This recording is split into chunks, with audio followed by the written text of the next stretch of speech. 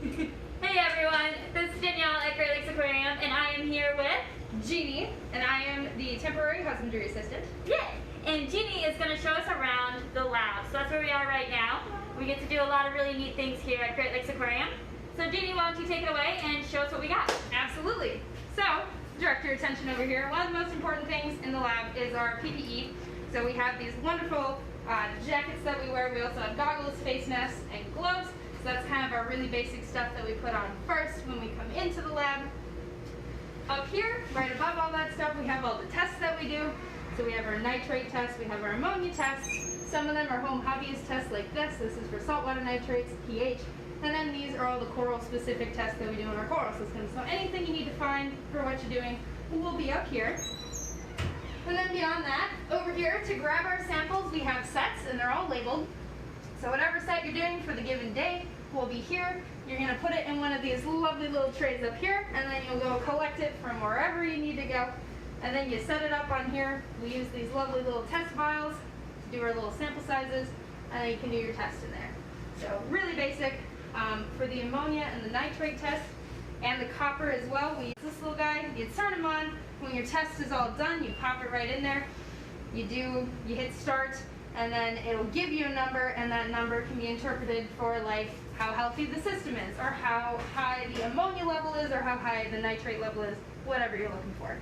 And then the only other like really big thing we do is coliform testing.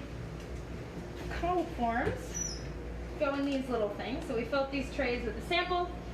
We press them in here so they're sealed, and then we throw them in the incubator. They incubate overnight. And then the coliform testing is to make sure our touch systems are healthy and that people can actually put their hands in the systems and they're not full of fecal coliforms, which are gross. We don't want those. So yeah, that's about it. Awesome. So why is it important that we do all this stuff at the aquarium? So it's important for us to do this stuff to make sure that the systems that we have here are healthy and that we're keeping our animals safe, as well as the people who come into this aquarium. Like for the coliforms, we want to make sure people don't get sick from putting their hands in our exhibits. So yeah. Nice. Now, I see a really cool microscope. Ooh, yeah. Can you show us the microscope? Sure. I don't know much about the microscope, but I can show you. So this microscope we have in here, normally Carol is the one that uses it, but it's hooked up to our computer, so when you're using it, you can actually see a blown up picture of what you're seeing under the scope, which is pretty cool. We use it to look at parasites that we find on our fish. We use it to look at skin scrapes, document it. So if we need to go back and look at it, or say I was doing the knee crop that day, I don't know what I'm looking at. So I want to take pictures so that Carol can take a peek at it later and can tell what's going on. Cool. Yeah. One last question. So I see over on this side there's all sorts of different stuff. What else do we keep here in the lab? So there's lots of other random things that I like to keep in the lab. Most of this is food. A lot of it is like pellets for some of our systems. I'm not quite sure what all of it is. It looks like we have some like dried nori in here, dried seaweed, stuff like that. And then a few other things. We have like syringe tips. We've got extra gloves. And there's also some food down there. So any like kind of random extra food things for the smaller exhibits can be found in here. And yeah. Very cool.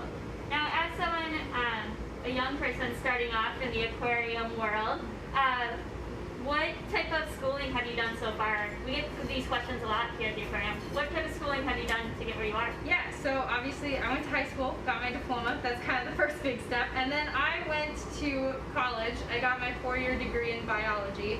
And I focused on aquatic stuff. So I took a lot of aquatics classes, a lot of waters classes, a lot of chemistry. And then I was a water quality intern here first before I became the husbandry assistant. But yeah, that's what I did, and then I plan to go to grad school at some point to continue that. Nice. And you were telling us about corals. Yep. Can you tell us a little more about like what you would like to do going into that grad school route? Yeah, absolutely. So I'm really fascinated in coral health, and I am really interested in the relationship coral have with their symbiotic algae, and I would like to research that to see how that could potentially slow or kind of ease the coral bleaching that's going on nowadays in all of our oceans. So yeah. Alright, I got 2 more things for you. Okay.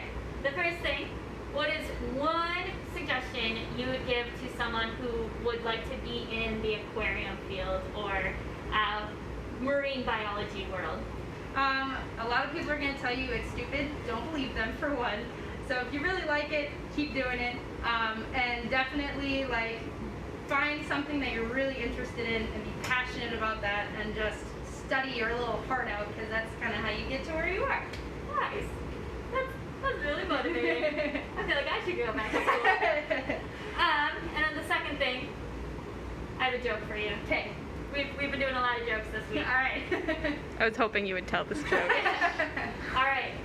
This is one that we have not done yet on a live video. So, what is a fish's favorite type of music? I don't know. What is a fish's favorite type of music? Choral music. Oh, God. Love it. Love it. Good stuff. Yeah, I thought it was good. I matched corals. I mean, it did. It did. It did very well.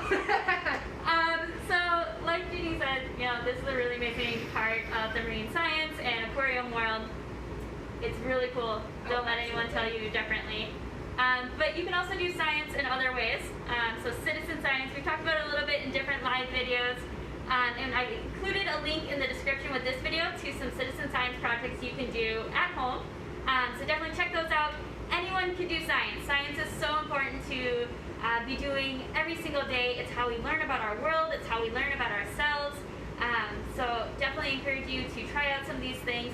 And you can help the greater community. So by doing little bits of science, even in your backyard, that can help in massive ways. So the more data you get, the better understanding we get. So it's a really great thing to do. So with that, we're going to keep today's video nice and short. But thanks for coming along, and thank you to the support that you have given Great Lakes Aquarium. All those donations and everything that have come in have helped all of us do our jobs here, which is super great. Absolutely, yeah. Yeah. And also, we're opening next week. So June 18th, we'll be opening to the public.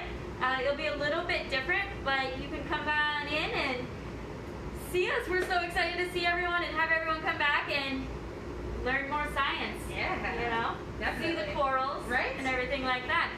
So thanks again. We'll see you tomorrow.